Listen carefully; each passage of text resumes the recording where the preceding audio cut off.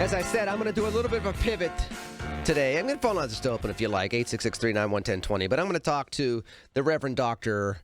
Jerry Grimes. And I usually talk about Peter's Tabernacle Missionary Baptist Church down in North Cackalack. But today I'm going to talk about him finishing this fantastic dissertation, his second PhD in religious studies. And, I'm going to start with this, Reverend Dr. Jerry Grimes. I'm going to start with this because a lot of times people talk about how Davidson College and Princeton College at the time were very similar in terms of endowment and prestige until the Civil War, and one lost out as a result of history.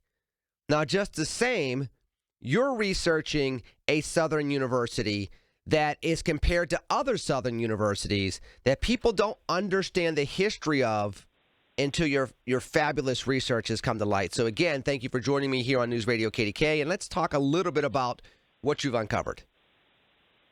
Well, thank you so much for having me, Lenny, and good afternoon to your wonderful audience in the Commonwealth of Pennsylvania. And certainly I am praying in this fourth quarter and last minute and 20 seconds as well.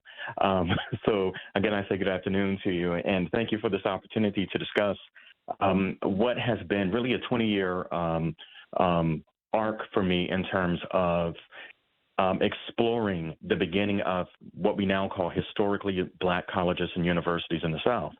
And Shaw University, for a number of reasons, is typically not the first university that we think of when we think of prominent historically Black colleges in the South. But in terms of Shaw's importance to American education, it became the first university to ever offer a 4-year medical degree. And this occurred in 1882 with the Leonard Medical School on the campus of Shaw. So that's just to provide everyone a sense of the gravity and the importance of this. But even more so, Shaw is and has been for over 150 years credited solely as being founded by the Reverend Henry Martin Tupper, who was an American Baptist missionary and minister who also fought in the Union Army during the Civil War. And while Reverend Tupper indeed undoubtedly was the founder, he was not the only founder.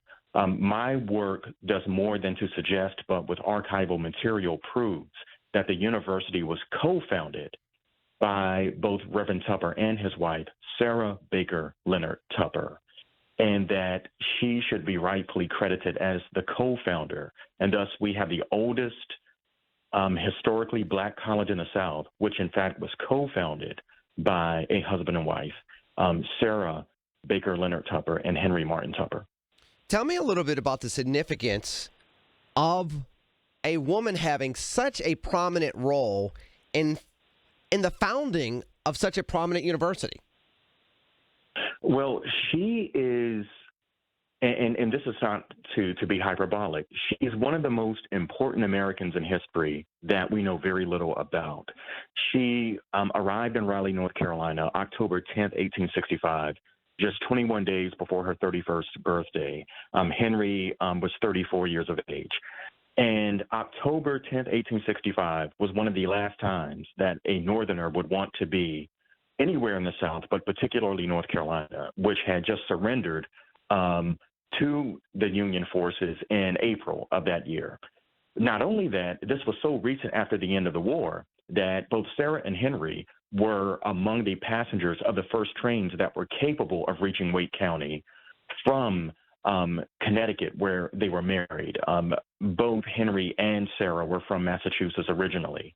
And so when they arrived, the tensions among ex-Confederates and Confederate sympathizers was still quite contentious.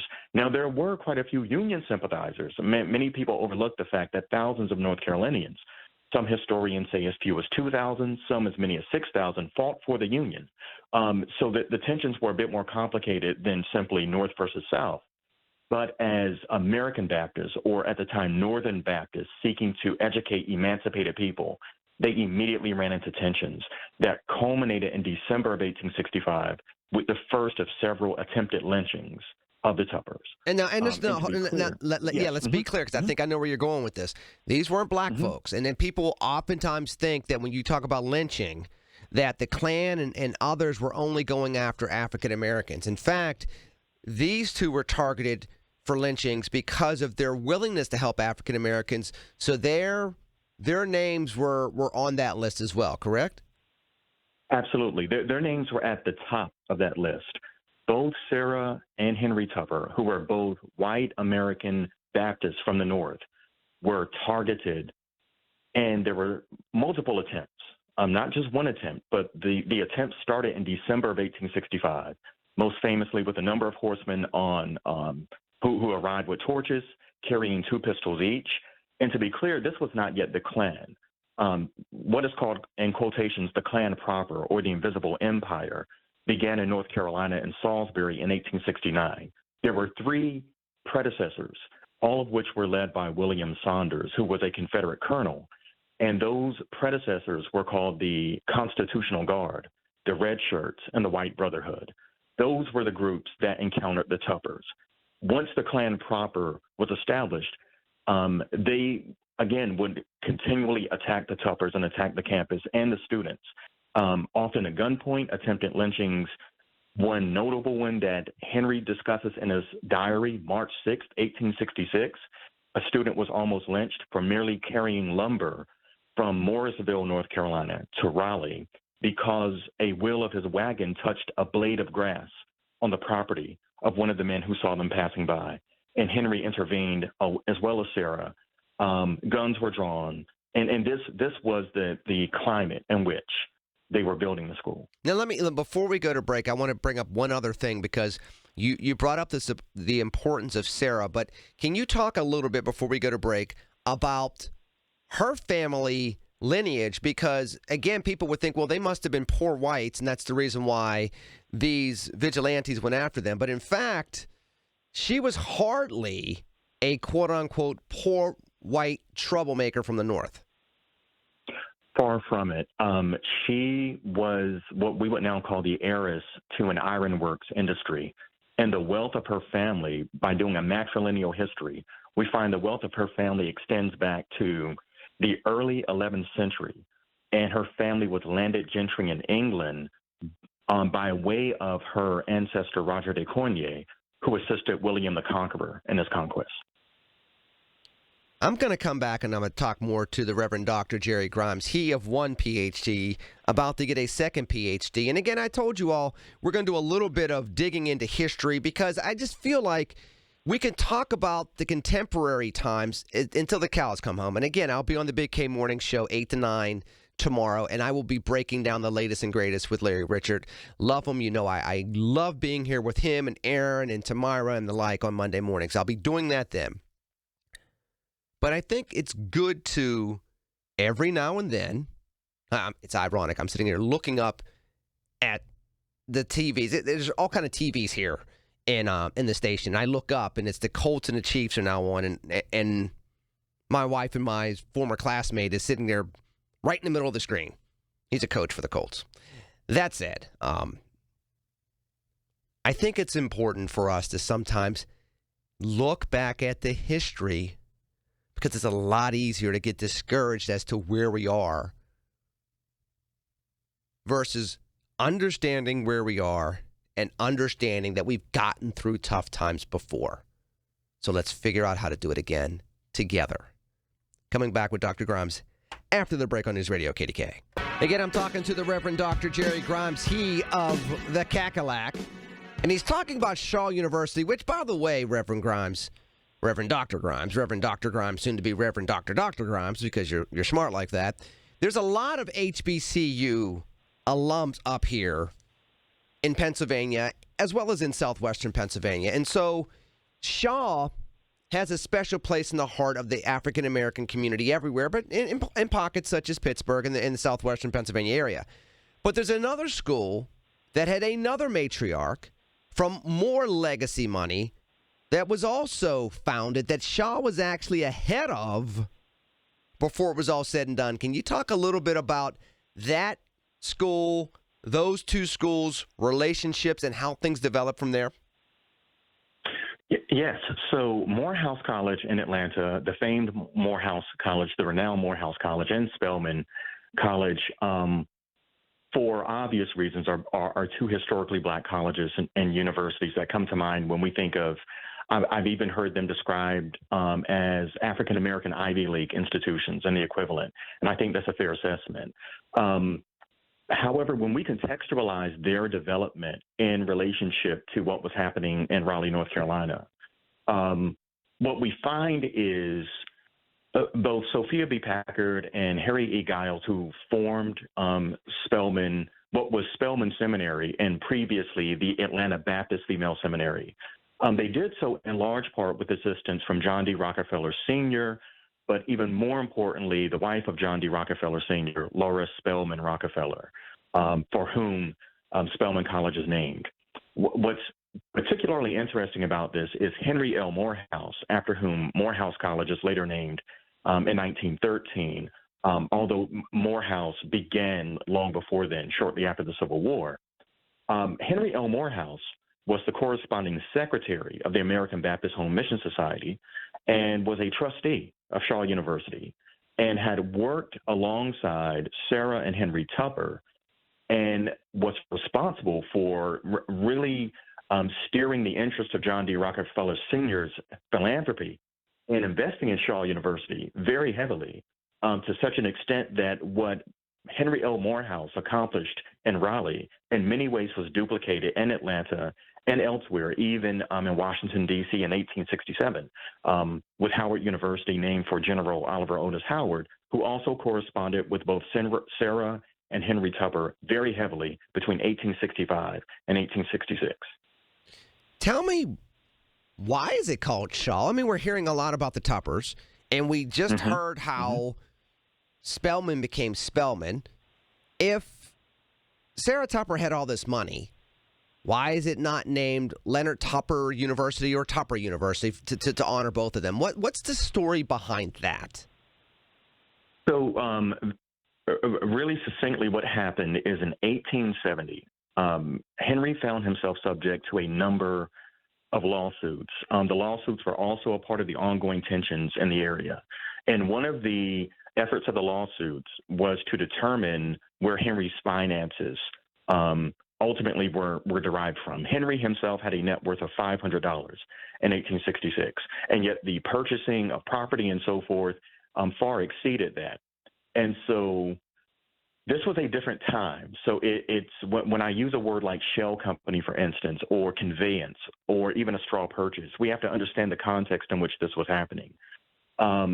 Sarah's family was able to convey and transfer property in such a way as to insulate Henry from any legal implications. But in doing that, they needed another philanthropist who could absorb, in other words, the liabilities that would be incurred through the growth of the university. Elijah Shaw of Monson, Massachusetts, in 1870, provided first $5,000, then over a period of another decade, $15,000 more to the university in exchange for it becoming first the Shaw Collegiate Institute and then later the Shaw University. But you are in fact right. The truth of it is the preponderance of investment and so forth that went into the university, it could rightfully be known as Leonard Tupper University. And anecdotally, my father, a graduate of Shaw, also said that as well in the 1950s. So I'm talking to the Reverend Dr. Jerry Grimes about his work that he will be earning his second PhD through down at the University of North Carolina, Chapel Hill, as the first African-American, I do believe, to earn a religious studies PhD from the esteemed Ivy League public institution of the South. Chapel Hill is well regarded for his academic rigor, so kudos to you for that distinction. We're talking a lot about both of them, which is fascinating enough to talk about Mr. and Mrs. Tupper because it's the 1800s. You know, more often than not, the wives are seen as tag-alongs. In fact, more often than not, in society, the wives are non-voting members of society, and they're seen as property. So, and in custody cases and the like, they have no rights. You know, we have to remember this is much, much different than it was 160 years later. So that's fascinating enough that your research is leading to having this to talk about both of them. But if you had to pick one, Jerry, who was the major player? Who was the power broker between Mr. and Mrs. when it came to the formation and growth of Shaw? It's interesting you ask that, and I pose it as a question in the second chapter of my work, in which I ask, would the university have existed had Sarah married someone else? Would the university had existed had Henry married someone else? It is more likely that regardless of who Sarah Baker Leonard Tupper married, Shaw University in some form would have existed. It is more likely that that would have been the case than the inverse, for the sheer fact that her family had the intent. They were lifelong abolitionists, lifelong members of the anti-slavery movement. She was raised reading literature that theologically argued for the importance of freedom and that freedom was a God-given right. And so she, for this reason, just absolutely has to be credited as the co-founder. The number of deeds, the number of legal documents that bear her name, many of which, and to my knowledge, none of which have been heavily published with her name. My work and the hope of my work is to really be a fulcrum to help us understand that the co-founder of one of the most important universities in American history, when we think of medical schools, when we think of engineering, that she was what we would now call the managing partner of a major corporation in the 1800s, when women could only own property as of 1868 legally after the death of their spouses. Before I let you go, I got about 45 seconds. Let's focus on one final thing with that, which is she ended up doing much more. She ended up kind of living her life and retiring, but she was one that lived out her values in a way that kind of lives on. How did she end up retiring from that post? Because and this is a little bit of a teaser for people out there. There are documents that you discovered that actually show that between the signatures that are written and comparisons to her handwriting, even when his name's on documents, it was likely her. A little bit of a teaser for everybody, right? Absolutely. Through handwriting analysis, there were many legal documents in which it is highly likely that she was signing his name. And even after he passed, and as the university began to work with Booker T. Washington, and my dissertation will provide unpublished correspondence between Booker T. Washington and the second president of Shaw, Sarah was still an active trustee whenever she moved first to New York and then spent the remaining years of her life in Pennsylvania. The Reverend Dr. Jerry Grimes. First, congratulations on getting this dissertation published. Second of all, we're looking forward to the book when it comes out. Third of all, thank you for joining me here on News Radio KDKA. Happy holidays. Thank you so much.